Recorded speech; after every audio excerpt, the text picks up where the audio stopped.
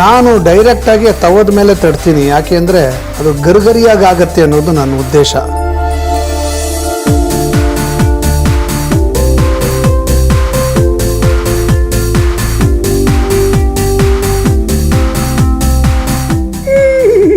Super.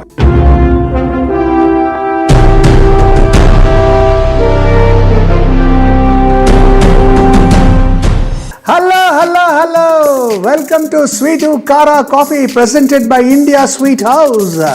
ನೀವಿನ್ನೂ ನಮ್ಮ ಸಿಹಿ ಕೈ ಚಂದ್ರು ಚಾನಲ್ನ ಸಬ್ಸ್ಕ್ರೈಬ್ ಮಾಡಿಲ್ಲ ಅಂದರೆ ಈ ಕೂಡಲೇ ದಯವಿಟ್ಟು ಸಬ್ಸ್ಕ್ರೈಬ್ ಮಾಡಿ. ಹಾಗೆ ಪಕ್ಕದಲ್ಲಿರೋ ಬೆಲ್ ಐಕಾನ್ನ ಒತ್ತಿ, ಯಾಕೆ ಅಂದರೆ ನಾವು ಅಪ್ಲೋಡ್ ಮಾಡುವ ವಿಡಿಯೋಗಳ ನೋಟಿಫಿಕೇಷನ್ನು ನಿಮಗೆ ಕೂಡಲೇ ಸಿಗುತ್ತೆ. ಬರೀ ನೀವು ಸಬ್ಸ್ಕ್ರೈಬ್ ಮಾಡಿದ್ರೆ ಸಾಲದು, ನಿಮ್ಮ ಸ್ನೇಹಿತರಿಗೆ, ನಿಮ್ಮ ರಿಲೇಟಿವ್ಸ್ಗೆ ಎಲ್ಲರಿಗೂ ಸಬ್ಸ್ಕ್ರೈಬ್ ಮಾಡೋಕ್ಕೆ ಹೇಳಿ. ನೋಡಿ, ನಾನು ಸಿಹಿ ಕೈ ಚಂದ್ರು ಚಾನಲ್ನ ಒಂದು ಸಂಪೂರ್ಣವಾದ ಎಂಟರ್ಟೈನ್ಮೆಂಟ್ ಚಾನಲ್ ಮಾಡಬೇಕು ಅಂತಿದ್ದೀನಿ. ಸೊ ಹಾಗಾಗಿ ಬೇರೆ ಬೇರೆ ರೀತಿಯ ವಿಡಿಯೋಗಳನ್ನು ಕೂಡ ಇವಾಗ ಹಾಕೋಕ್ಕೆ ಶುರು ಮಾಡ್ತೀನಿ. ನಿಮ್ಮ ಸಪೋರ್ಟು ನನಗೆ ಅತ್ಯವಶ್ಯಕ ಇದೆ. ಸೊ ದಯವಿಟ್ಟು ಸಬ್ಸ್ಕ್ರೈಬ್ ಮಾಡಿ, please support me. All right, ಇವತ್ತಿನ ಸ್ವೀಟು ಖಾರ ಕಾಫಿ ಶುರು ಮಾಡೋಣ. ಇವತ್ತೊಂದು ಸ್ಪೆಷಲ್ ರೊಟ್ಟಿ ಮಾಡ್ತಾಯಿದ್ದೀನಿ. ಇದಕ್ಕೆ ನಾನು ಇಟ್ಟಿರೋ ಹೆಸರೇನು ಗೊತ್ತಾ? ಅವರೆಕಾಳು ಮೆಂತ್ಯ ರೊಟ್ಟಿ ಅಂತ.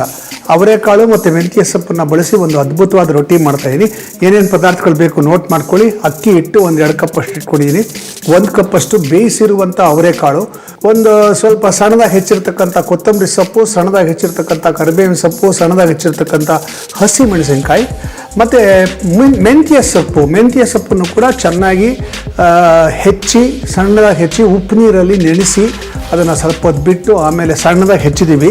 ಆಮೇಲೆ ಸಣ್ಣದಾಗಿ ಹೆಚ್ಚಿರುವ ಈರುಳ್ಳಿ, ಕ್ಯಾರೆಟ್ ತುರಿ ಒಂದು ಸ್ವಲ್ಪ, ತೆಂಗಿನಕಾಯಿ ತುರಿ ಒಂದು ಸ್ವಲ್ಪ, 1 ಚಮಚದಷ್ಟು ಜೀರಿಗೆ, ರುಚಿಗೆ ತಕ್ಕಷ್ಟು ಉಪ್ಪು ಮತ್ತು ಎಣ್ಣೆ, ಇವೆಲ್ಲ ನಮ್ಮ ಇವತ್ತಿನ ಸ್ಪೆಷಲ್ ಅದ್ಭುತವಾದಂಥ ಅವರೆಕಾಳು ಮೆಂತ್ಯ ರೊಟ್ಟಿಗೆ ಬೇಕಾಗಿರ್ತಕ್ಕಂಥ ಪದಾರ್ಥಗಳು. ಈಗ ಅವರೆಕಾಳು ಮೆಂತ್ಯ ರೊಟ್ಟಿ ಮಾಡೋಕ್ಕೆ ಶುರು ಮಾಡೋಣ.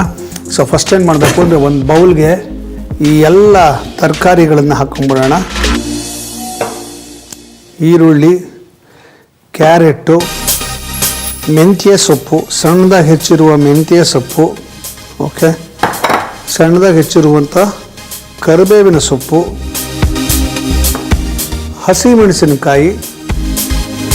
ನಿಮ್ಮ ಖಾರಕ್ಕೆ ಎಷ್ಟು ಬೇಕೋ ಅಷ್ಟು ಹಾಕಿ. ನಾನು ಸ್ವಲ್ಪ ಖಾರ ಜಾಸ್ತಿ ತಿನ್ನೋದ್ರಿಂದ ನಾನು ಖಾರ ಸ್ವಲ್ಪ ಜಾಸ್ತಿ ಹಾಕಿದ್ದೀನಿ. ಸಣ್ಣದಾಗಿ ಹೆಚ್ಚಿರುವ ಕೊತ್ತಂಬರಿ ಸೊಪ್ಪು,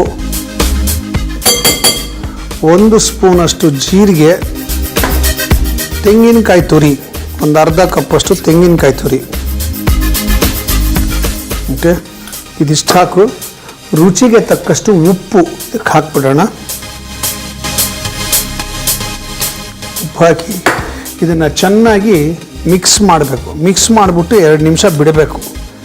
ಮೆಂತ್ಯ ಸೊಪ್ಪು ಮತ್ತು ಈರುಳ್ಳಿ ನೀರು ಬಿಟ್ಕೊಳ್ಳುತ್ತೆ. ಅದು ನೀರು ಬಿಟ್ಕೊಳ್ಳೋಕೆ ಬಿಡಬೇಕು ಒಂದು ಸ್ವಲ್ಪ ಹೊತ್ತು. ಉಪ್ಪು ಹಾಕಿರೋದ್ರಿಂದ ನೀರು ಬಿಟ್ಕೊಳ್ಳುತ್ತೆ. ಈಗ ಒಂದು 5 ನಿಮಿಷ ಬಿಟ್ಟಾಯಿತು, ನೀರು ಬಿಟ್ಕೊಂಡಿದೆ. ಇದಕ್ಕೆ ಅವರೆಕಾಳು ಹಾಕೋಣ. ಅವರೆಕಾಳು ಹಾಕಿ ಅಕ್ಕಿ ಹಿಟ್ಟನ್ನು ಹಾಕೊಳ್ಳೋಣ.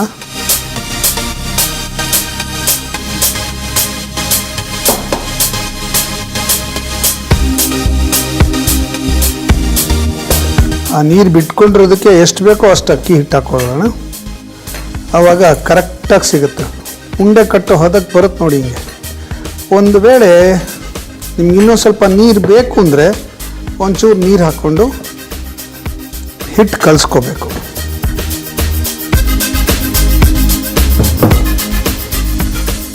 ಸಾಫ್ಟಾಗಿ ಬರಬೇಕು ಹಿಟ್ಟು, ಗಟ್ಟಿ ಇರಬಾರ್ದು.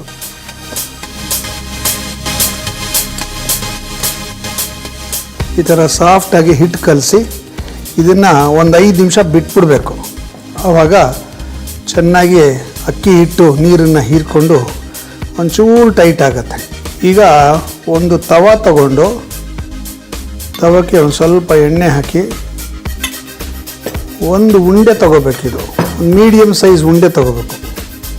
ಈಗ ನಿಧಾನಕ್ಕೆ ಎಡ್ಜಸ್ಸಲ್ಲಿ ಕಾನ್ಸಂಟ್ರೇಟ್ ಮಾಡ್ತಾ ತಡ್ತಾ ಹೋಗಬೇಕು.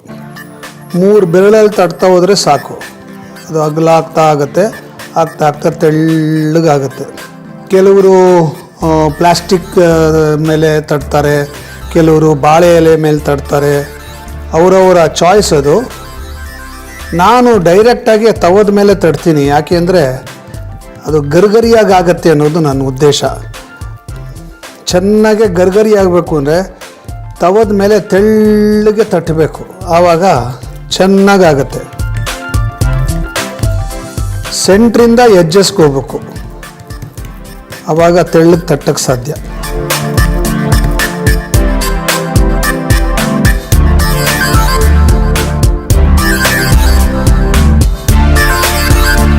ಇದಕ್ಕೆ ಒಂದು ಸ್ವಲ್ಪ ಎಣ್ಣೆ ಹಾಕ್ಬಿಡೋಣ. ಈಗ ಒಲೆ ಹಚ್ಚಿ ಒಲೆ ಮೇಲೆ ತವಾನಿಡೋದು, ಎಲ್ಲ ಕಡೆ ಗರ್ಗರಿಯಾಗಿ ಆಗೋ ಹಾಗೆ ಇದನ್ನು ಬೇಯಿಸಬೇಕು. ಹಬ್ಬವೇ ಇರಲಿ, ಹರಿದಿನವೇ ಇರಲಿ, ಶುಭಾರಂಭವಿರಲಿ, ಸಮಾರಂಭವಿರಲಿ, ನಿಮ್ಮ ಮಧುರ ಕ್ಷಣಗಳ ಮಧುರವಾಗಿಸಿ.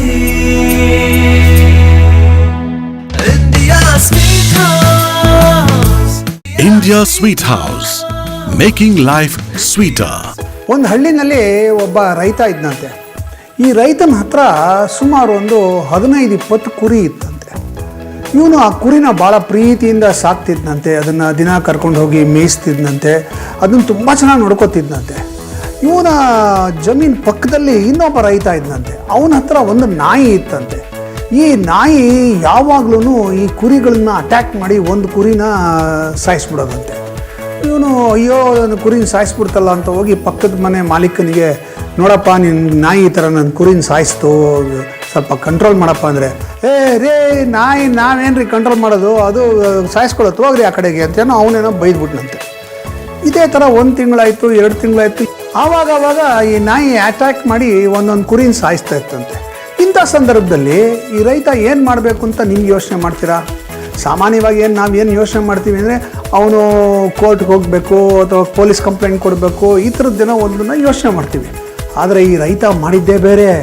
ಇವನೇನು ಮಾಡ್ದ, 2 ಕುರಿ ಮರಿನ ತೊಗೊಂಡೋಗಿ ಪಕ್ಕದ ಮನೆಯವ್ರಿಗೆ ಕೊಟ್ಬಿಟ್ಟ. ತಗೊಳ್ಳಿ ಈ ಕುರಿ ಇಟ್ಕೊಳ್ಳಿ, ನೀವು ಸಾಕಿ, ಗಂಡು ಹೆಣ್ಣು ಕುರಿ ಇದು ಮಕ್ಕಳು ಮಾಡ್ತಾ ಹೋಗುತ್ತೆ, ನೀವು ಸಾಕಿ ನಿಮ್ಗೆ ಒಳ್ಳೇದಾಗಲಿ ಅಂತ ಹೇಳಿ ಕುರಿನ ಕೊಟ್ಬಿಟ್ಟ. ಯಾವಾಗ ಪಕ್ಕದ ಮನೆಯವನ ಹತ್ರ 2 ಕುರಿ ಬಂದ್ಬಿಡ್ತೋ, ಆವಾಗ ಆ ನಾಯಿ ಆ ಕುರಿನ ಅಟ್ಯಾಕ್ ಮಾಡುತ್ತೆ ಅಂದ್ಬಿಟ್ಟು ಪಕ್ಕದ ಮನೆಯವನು ಆ ನಾಯಿನ ಕಟ್ಟಾಕಿದ್ನಂತೆ.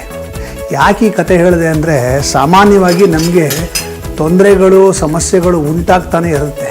ಅದಕ್ಕೆ ನಾವು ಏನೇನೋ ಸ್ಟೆಪ್ಗಳು ತೊಗೊಳ್ತೀವಿ. ಭಾಳ ಸುಲಭವಾದ ಮಾರ್ಗ ಇರುತ್ತೆ ಆ ಸಮಸ್ಯೆನ ಬಗೆಹರಿಸೋಕ್ಕೆ. ನಾವು ಆ ಮಾರ್ಗವನ್ನು ಹುಡ್ಕೊಳ್ಳೋದು ಬಿಟ್ಬಿಟ್ಟು ಕಾಂಪ್ಲಿಕೇಟ್ ಮಾಡ್ತಾ ಹೋಗ್ತೀವಿ. ಕಾಂಪ್ಲಿಕೇಟ್ ಮಾಡಿದಷ್ಟು ನಮ್ಮ ಸಮಸ್ಯೆ ಬಗೆಹರಿಯೋದೇ ಇಲ್ಲ. ಸುಲಭವಾಗಿ ಎಲ್ಲ ಸಮಸ್ಯೆಯನ್ನು ಸಾಲ್ವ್ ಮಾಡ್ಬೋದು. ಅದಕ್ಕೆ ಏನು ಮಾಡಬೇಕು ಅಂದರೆ, ಆ ಸಮಸ್ಯೆನ ಬೇರೆ ಬೇರೆ ದೃಷ್ಟಿಕೋನದಲ್ಲಿ ನೋಡಬೇಕು. ಆವಾಗ ನಮಗೆ ಸುಲಭವಾದ ಪರಿಹಾರ ಸಿಗತ್ತೆ. ಈಗ ನೋಡಿ, ಇದು ಚೆನ್ನಾಗಿ ಕ್ರಿಸ್ಪ್ ಆಗ್ತಾ ಇದೆ. ಓಕೆ, ತೆಳ್ಳಗಾಗಿದೆ, ಬ್ರೌನ್ ಕಲರ್ ಬರುತ್ತೆ ಎಲ್ಲ ಕಡೆ. Look at that, beautiful. ನಮ್ಮ ರೊಟ್ಟಿ ರೆಡಿ. ಟೇಸ್ಟ್ ಮಾಡೋದು ಒಂದೇ ಬಾಕಿ. ಟೇಸ್ಟ್ ಮಾಡಬೇಕು ಅಂದರೆ ಒಂಚೂರು ತಯಾರಿ ಮಾಡ್ಕೋಬೇಕು. ಅಷ್ಟರಲ್ಲಿ ಮೇಲ್ರಿಗೂ ಒಂದು ರೀಕ್ಯಾಪ್ ನೋಡ್ಕೊಂಬನ್ನಿ. ಅವರೆಕಾಳು ಮೆಂತೆ ರೊಟ್ಟಿ ಮಾಡೋದು ತುಂಬಾನೇ ಸುಲಭ ರೀ. ರೊಟ್ಟಿ ಮಾಡಕ್ಕೆ ಒಂದು ಬೌಲ್ಗೆ ಸಣ್ಣಗೆ ಹೆಚ್ಚಿರೋ 2 ಈರುಳ್ಳಿ ಹಾಕ್ರಿ, ಒಂದು ಕ್ಯಾರೆಟ್ ನ ತುರಿ ಮಾಡಿ ಹಾಕ್ರಿ, ಸಣ್ಣಗೆ ಹೆಚ್ಚಿಟ್ಟಿರೋ ಮೆಂತೆ ಸೊಪ್ಪು ಒಂದು ದೊಡ್ಡ ಬಟ್ಟಲಿನಷ್ಟು ಹಾಕ್ರಿ, ಸ್ವಲ್ಪ ಸಣ್ಣಗೆ ಹೆಚ್ಚಿರೋ ಕರಿಬೇವಿನ ಸೊಪ್ಪು, ಮತ್ತೆ 5 ಹಸಿ ಮೆಣಸಿನಕಾಯಿ, ಸಣ್ಣಗೆ ಹೆಚ್ಚಿರೋ ಕೊತ್ತಂಬರಿ ಸೊಪ್ಪು 1/4 ಕಪ್ಪು, 1 ಚಮಚ ಜೀರಿಗೆ, ಅರ್ಧ ಕಪ್ ತೆಂಗಿನಕಾಯಿ ತುರಿ, ರುಚಿಗೆ ತಕ್ಕಷ್ಟು ಉಪ್ಪು ಹಾಕ್ರಿ. ಎಲ್ಲ ಚೆನ್ನಾಗಿ ಬೆರೆತ್ಕೊಳ್ಳೋ ಹಾಗೆ ಕಲಿಸ್ರಿ. 5 ನಿಮಿಷ ಹಾಗೆ ಇಟ್ಟುಬಿಡಿ. ಚೆನ್ನಾಗಿ ಎಲ್ಲ ನೆಂದಿದೆ ಅಲ್ವಾರಿ. ಈಗ ಬೇಯಿಸಿರೋ ಎಳೆ ಅವರೆಕಾಳು 1 ಕಪ್ ನಷ್ಟು ಹಾಕ್ಬಿಡ್ರಿ. ಈಗ ಅಕ್ಕಿ ಹಿಟ್ಟು ಸೇರಿಸ್ರಿ, ಕಲಿಸ್ರಿ. ಬೇಕು ಅನ್ಸಿದ್ರೆ ಮತ್ತೆ ಸ್ವಲ್ಪ ನೀರ್ ಹಾಕೊಂಡು ರೊಟ್ಟಿ ಹಿಟ್ಟಿನ ಹದಕ್ ಬರೋ ಹಾಗೆ ಕಲಸಿ 5 ನಿಮಿಷ ಅದನ್ನ ಹಾಗೆ ಸೆಟ್ ಆಗೋಕ್ ಬಿಟ್ಬಿಡಿ. ರೊಟ್ಟಿ ತಟ್ಟಕ್ಕೆ ಒಂದು ತವಾ ತಗೊಂಡು ಅದಕ್ಕೆ ಸ್ವಲ್ಪ ಎಣ್ಣೆ ಸವರ್ಕೊಳ್ರಿ. ಕಲ್ಸಿರೋ ರೊಟ್ಟಿ ಹಿಟ್ಟನ್ನ ಸ್ವಲ್ಪ ತಗೊಂಡು ಎಣ್ಣೆ ಸವರಿಟ್ಟಿದ್ದೀರಲ್ಲ ತವಾದ ಮೇಲೆ ಹಾಕ್ರಿ. ಗುಂಡಾಗಿ ತೆಳುವಾಗಿ ತಟ್ಟಿ ಮತ್ತೆ ಒಂದ್ ಸಣ್ಣ ರಂಧ್ರ ಮಾಡಿ ಅದರಲ್ಲೂ ಎಣ್ಣೆ ಹಾಕ್ರಿ. ಸಣ್ಣ ಉರಿ ಮೇಲಿಟ್ಟು ಆ ತವಾನ ರೊಟ್ಟಿನ ಚೆನ್ನಾಗಿ ಬೇಯಿಸ್ರಿ. ಒಂದ್ ಕಡೆ ಬೇಯ್ತಾ ತಿರುವಿ ಹಾಕಿ ಮತ್ತೊಂದು ಕಡೆನೂ ಕೂಡ ಬೇಯಿಸಿ. ಚೆನ್ನಾಗಿ ಕೆಂಪಾಗಿ ಬೆಂದಾಗ ತವದಿಂದ ತೆಗೆದು ತಟ್ಟೆಗೆ ಹಾಕ್ರಿ. ಈ ಗರಿಗರಿಯಾದ ಮನಸ್ಸು ಸೆಳೆಯುವ ಘಮದ ಅವರೆಕಾಳು ಮೆಂತೆ ರೊಟ್ಟಿ ಹೊಟ್ಟೆ ತುಂಬಾ ತಿಂದು ಖುಷಿ ಖುಷಿಯಾಗಿರಿ. ಈಗ ನಮ್ಮ ಇವತ್ತಿನ ಸ್ಪೆಷಲ್ ಅವರೆಕಾಳು ಮೆಂತ್ಯ ರೊಟ್ಟಿನ ಟೇಸ್ಟ್ ಮಾಡುವಂಥ ಸಮಯ. ನೀವಿನ್ನೂ ನಮ್ಮ ಸಿಹಿ ಕೈ ಚಂದ್ರು ಚಾನಲ್ನ ಸಬ್ಸ್ಕ್ರೈಬ್ ಮಾಡಿಲ್ಲ ಅಂದರೆ ದಯವಿಟ್ಟು ಈ ಕೂಡಲೇ ಸಬ್ಸ್ಕ್ರೈಬ್ ಮಾಡಿ ಮತ್ತು ಪಕ್ಕದಲ್ಲಿರೋ ಬೆಲ್ ಐಕಾನ್ನ ಒತ್ತಿ. ಆಗ ನಾವು ಅಪ್ಲೋಡ್ ಮಾಡೋ ವಿಡಿಯೋಗಳು ನಿಮಗೆ ತಕ್ಷಣ ನೋಟಿಫಿಕೇಷನ್ ಸಿಗತ್ತೆ. ಓಕೆ, ನಿಮ್ಮ ಸಪೋರ್ಟ್ ನನಗೆ ಬೇಕು. ಆಹಾ, ಲುಕ್ ಎಟ್ ದಟ್, ಎಷ್ಟು ತೆಳ್ಳಗಾಗಿದೆ ರೊಟ್ಟಿ. ತುಪ್ಪದ ಜೊತೆ ತಿಂತಾ ಇದ್ರೆ ಸ್ವರ್ಗ.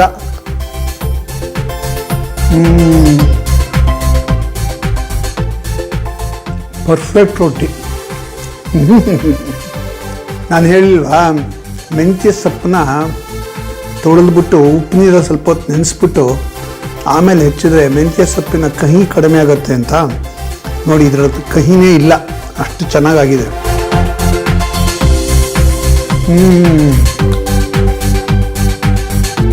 ಸಖತ್ತಾಗಿದೆ, ಅದ್ಭುತ. ಮನೇಲಿ ಇವತ್ತೇ ಪ್ರಯೋಗ ಮಾಡಿ. ಸೂಪರ್.